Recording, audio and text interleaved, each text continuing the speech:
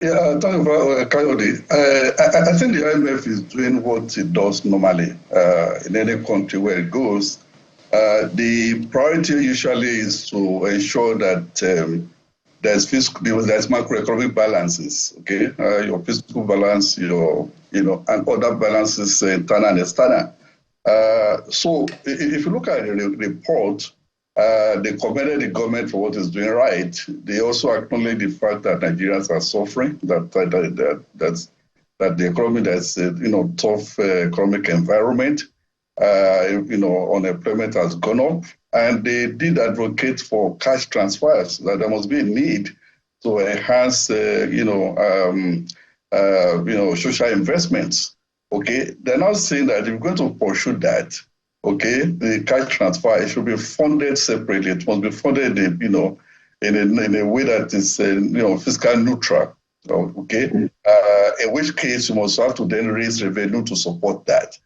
So in that area, they're not looking at, using either bringing VAT to oil, to fuel, and also increase the telecommunication tax. These are commodities that are inelastic in demand. There's a lot of demand for them. So the capacity to generate revenue is very high.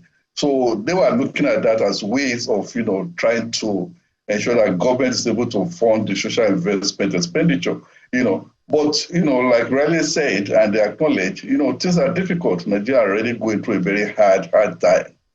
So it's the wrong approach, in my view, to, at a time when some countries are actually, providing some relief for their citizens with, because of the elevated fuel prices, to now encourage or to suggest in whatever form that government should now, increase, the burden of the people who are already suffering, and these are very sensitive sectors or commodities, or services that have significant impact on the average, the level of the average Nigerian. I mean, fuel, once you touch fuel has implications on food prices, on transportation prices, on every other prices in the economy.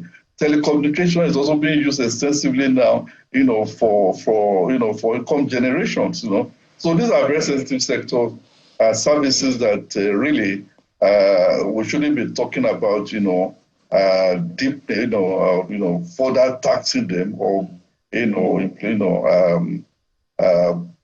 I don't want to use punishing Nigerians at this time.